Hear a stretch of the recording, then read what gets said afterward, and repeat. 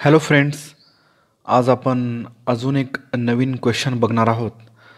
तो म्हणजे stay of सूट म्हणजेच रेस सबजुडाइस सेक्शन 10 आणि bar to further suit section 12 of C P C.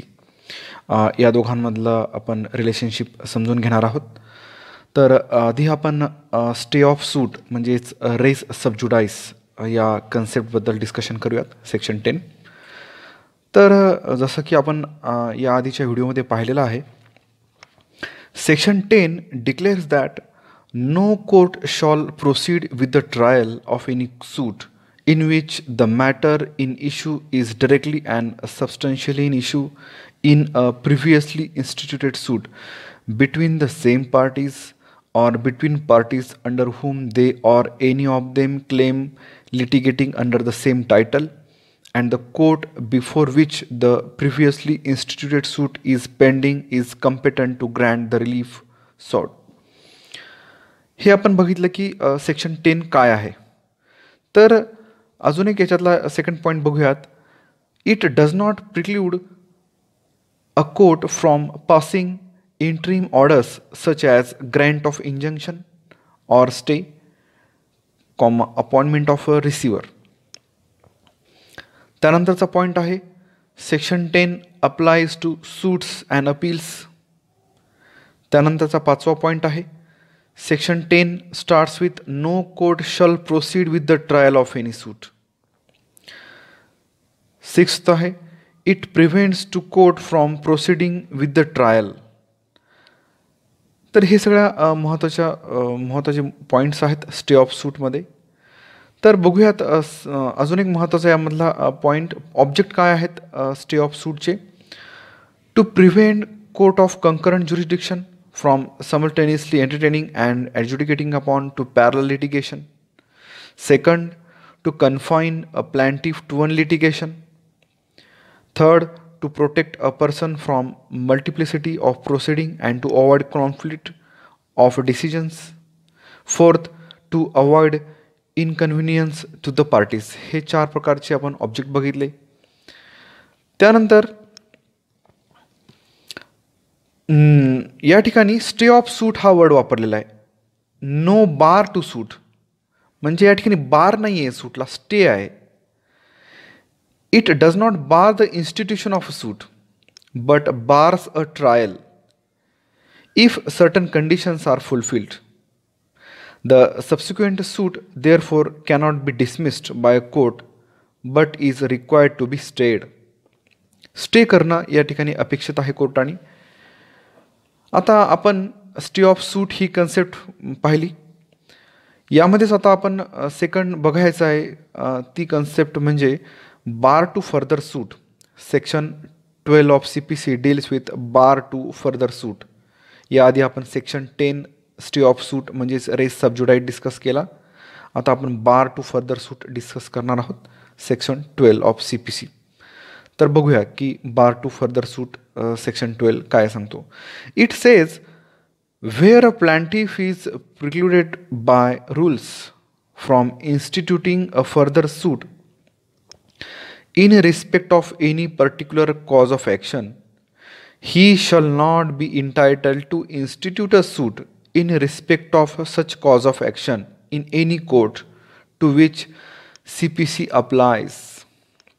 म्हणजेच कायद्यामधल्या एखाद्या रूलनी जर प्रोहिबिट केला असेल नवीन सूट दाखल करण्यासाठी एखाद्या सेम कॉज ऑफ ॲक्शनबद्दल, तर सबसिक्वेंट सूटमध्ये सबसिक्वेंट मॅटरमध्ये नवीन हा जो इन्स्टिट्यूशन आहे ते करता येणार नाही आहे. He shall not be entitled to institute a suit in respect of such cause of action in any court to which a CPC applies.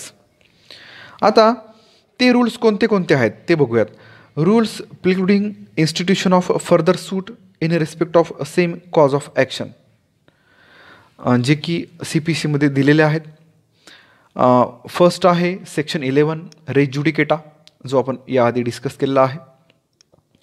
Second आहे section 21A where a decree is sought to be challenged on objection as to territorial and or pecuniary jurisdiction of a court. Third आहे section 47 subclause 1 where the question relates to execution, discharge or satisfaction of decree. Fourth आहे section 95 subclause 2 where an order is made determining an application for compensation for arrest, attachment or temporary injunction. त्यानंतर आहे fifth point section 144 subclause 2 where the restitution can be claimed. त्यानंतर sixth point आहे order 2 rule 2 where there is omission to sue in respect of part of claim by a plaintiff. 7 order 9 rule 9 where a decree is passed against the plaintiff by default. 8 order 11 rule 21 sub rule 2 where a suit is dismissed for non compliance with an order of discovery. 9 point number 9 order 22 rule 9 where a suit has abated. 10 order 23 rule 1 sub rule 1 where a suit or part of claim has been abandoned by a plaintiff. 11 point number order 23 rule 1 sub rule 3 where a suit or part of claim has been withdrawn by a plaintiff without the leave of the court. आणि 12 आहे लास्टचा rule आहे order 23 rule 3A where a compromise decree is sought to be challenged on the ground that compromise was not lawful. हे आपण 12 जे बघितले points 12 हे rules आहेत. Rules precluding institution of further suit in respect of same cause of action. या 12 परिस्थितीमध्ये नवीन जो सूट आहे तो दाखल करता येणार नाही आहे. यालाच आपण बार टू फर्दर सूट असं म्हणतो सेक्शन 12. तर ऑब्जेक्ट बघूयात सेक्शन 12चा काय आहे जो रेस सबज्युडाइसचा होता. अगदी त्याच्याशी सिमिलरच ऑब्जेक्ट आहे याचा. फर्स्ट आहे object to give finality to judgement. Second one is no man should be vexed twice for the same cause. Third there should be an end to litigation. And fourth judicial decision must be accepted as correct. हे 4 याचे object आहेत की section 12 CPCमध्ये का आणला गेला. आता बघूयात डिफरन्सेसचे points बघूयात आपण. स्टे ऑफ सूट आणि बार टू फर्दर सूटमध्ये नेमके महत्त्वाचे डिफरन्सेसचे काय पॉईंट्स आहेत. तर पहिला आहे stay of suit section 10, bar to further suit section 12. Stay of सूटमध्ये फर्स्ट पॉईंट आहे it stays the process of the trial of a suit in which the matter directly and substantially in issue is pending adjudication in a previous suit between the same parties. It stays the process. पण bar to further सूटमध्ये it bars the institution of further suit in respect of a same cause of action which already been adjudicated in a previous suit. Second point आहे डिफरन्सचा. Court may pass interim orders stay of सूटच्या बाबतीमध्ये, पण bar to further सूटमध्ये सूटच institute करायला bar आहे, त्यामुळं no question of passing and interim order. त्यानंतरचा थर्ड पॉईंट आहे डिफरन्सचा.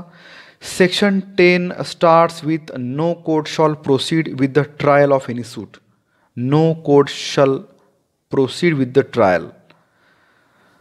आणि बार टू फर्दर सूटमध्ये थर्ड पॉईंट आहे section 12 says person shall not be entitle to institute a suit. या ठिकाणी प्रोसीड करण्यासाठी प्रोहिबिशन आहे, पण या ठिकाणी no court shall person shall not be entitle to institute a suit. इन्स्टिट्यूशनलाच या ठिकाणी प्रोहिबिशन आहे. आणि शेवटचा पॉईंट आहे फोर्थ डिफरन्सचा इट प्रिव्हेंट्स द कोर्ट. आणि याच्यामध्ये बार टू फर्दर सूटमध्ये शेवटचा पॉईंट आहे इट प्रिव्हेंट्स टू प्लॅन्टिफ. हे आपण महत्त्वाचे या ठिकाणी डिफरन्सेसचे पॉईंट्स बघितले. अशा रीतीने आपण स्टे ऑफ सूट आणि बार टू फर्दर सूट म्हणजेच सेक्शन 10 आणि सेक्शन 12 दोघांमधला डिफरन्स पाहिला, दोघांमध्ये काय सिमिलॅरिटीज आहेत त्याही बघितल्या. थँक्यू.